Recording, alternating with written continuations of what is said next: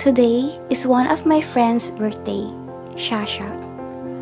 We're going to meet later, so I prepare a gift for her birthday. I got a creative Giftideas on Pinterest app. It's very easy to look on Pinterest. There are a lot of creative gift ideas to search on. I also love writing and receiving letters, with or without occasions. If you don't know, I am an old school person. I really love being creative and put a lot of value and effort to the gift that I will give to the receiver.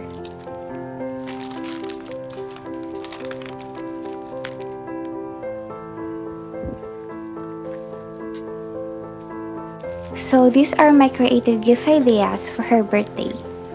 These are mini healthy food packs because I really value health. And our body is a temple of Christ. We are not on our own. We need to honor God with our bodies.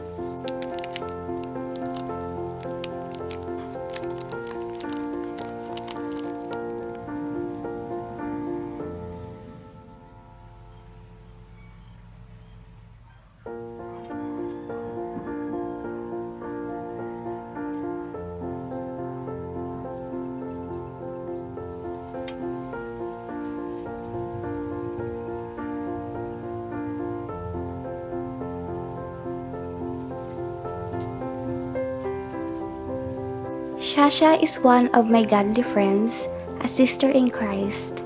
I still remember she was the one who helped me to find a suitable church for me. She was my companion in every worship services I attended in different churches. Shasha is a morning person, and I am the afternoon person. Shasha likes Facebook, and I like Instagram and YouTube. I even have a schedule plan to each social media accounts that I have. God gave her a gift of mercy, and I have the gift of administration. Even we have different personalities, God is the one who makes us to get along together.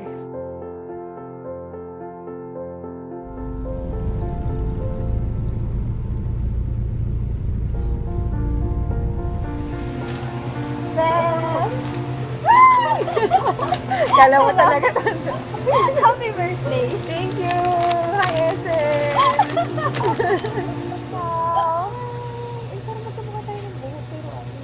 Yeah, brown lang sa'yo. Hindi, ito lang yung brown. Ay, gusto mo ba tayo ng buhok? Yes. Tapos pareho tayo. Yeah, we made it! Wow! This is my sister in Christ, Shasha. This is my beloved sister. Yun! One of the beautiful of my friends. Number 1 siya. Isip ko yung pangalawa. Ako na lang yung pangalawa.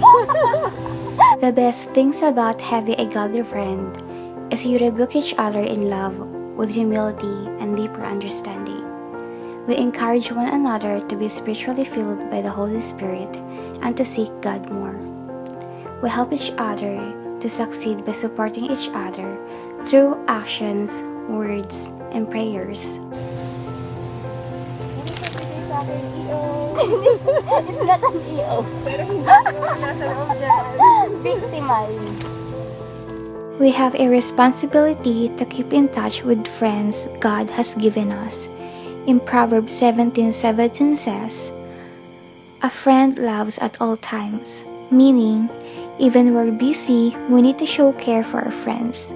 When our friends come to our mind, pray for them. Always remember, there is no distance in prayer. Our friendship will continue in eternal life. Get to hang out forever. But before you find a friend that will last long, be friend first with Jesus.